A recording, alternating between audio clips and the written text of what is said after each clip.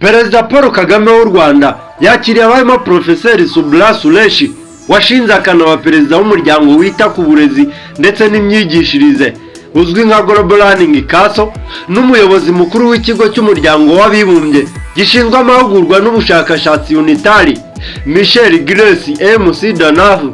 Perezida Paul Kagame kandi yanakiriye umuyobozi mukuru w'ikigo Venus Institute Bwana Lee Howell na Dr. Gulaji Deshpande uri mu bashinze umuryango wa Deshpande Foundation. Aba bayobozi bose bakiriwe na Perezida Paul Kagame bakaba bitabiriye inama yiga ku guteza imbere uburezi izwi nka Global Learning Conference 2026 iteganyijwe kubera i Kigali ku wa 19 Gashyantare 2026. Ibiro by'umukuru w'igihugu cy'u Rwanda Village Urugwiro mu itangazo byavuze ko iyi nama yibanda ku ihuriro riri hagati y'uburezi, ubuzima, ibidukikije ndetse n'iterambere rirambye. Ibiro by'umukuru w'igihugu cy'u Rwanda kandi byatangaje ko iyi nama izaba iri kuba izajyana n'amarushanwa y'ikoranabuhanga ry'ubwenge buhangano AI na za roboti.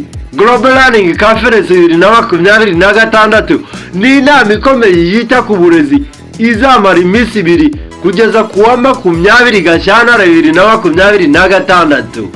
Iyi nama kandi yabereye mu Rwanda umwaka ushize. Biteganyijwe ko izahuza abayobozi mu nzego za leta n'iz'abikorera, abanyeshuri, abarezi, abahanga, ibishya n'abandi, hagamijwe kwigira hamwe uburyo uburezi bwatezwa imbere hagamijwe gukemura ibibazo isi ihura nabyo. Kandi iyi nama ikaba yakiriwe n'u Rwanda, yateguwe na Minisiteri y'Uburezi ku bufatanye na Global Learning Council, iterwa inkunga na Unitari na Venus Institute. Venus Institute ni umuryango wo mu Busuwisi washinzwe mu 2022 uhuza abantu batandukanye ku isi barimo abayobozi, inzobere, abarezi, abanyeshuri ndetse n'abandi. Hakaba hagamijwe gufatanyiriza hamwe gukemura ibibazo bibangamiye isi.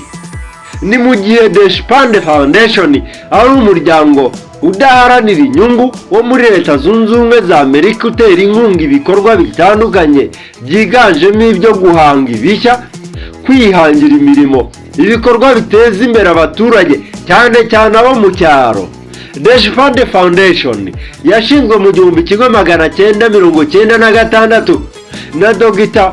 Gulaji Deshpande n'umugore we Jayashri Deshpande. Ifite ibiro muri Stoneham na Massachusetts muri Amerika, ikanakorera mu bihugu nk'Ubuhinde ndetse na Canada.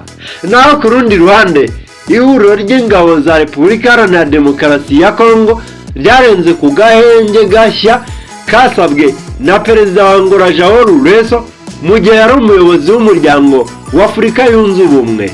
Perezida Lourenço yifuje ko aka gahenge gatangira kubahirizwa kuri uyu wa 18 Gashyantare 2026 mu gihe hakomeje imyiteguro y'ibiganiro by'amahoro bihuza abanyekongo.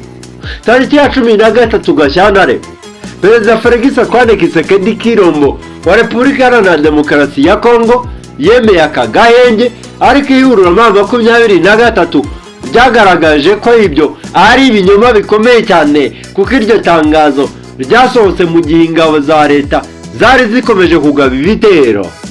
Umujyanama wa Perezida wa Leta Zunze Ubumwe za Amerika mu bufatanye na Afurika, Bwana Masadi Boulos, yasabye Leta ya Repubulika Iharanira Demokarasi ya Congo ndetse n'ihuriro M23 kubahiriza aka gahenge.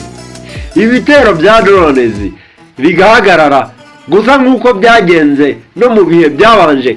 Ingabo za Repubulika Iharanira Demokarasi ya Congo, iz'u Burundi n'imitwe ya Wazalendo kuri uyu wa 18 Gashyantare byagabye ibitero cyakajugujugu na drones mu bice by'imisozi miremire muri Kivu y'Amajyepfo.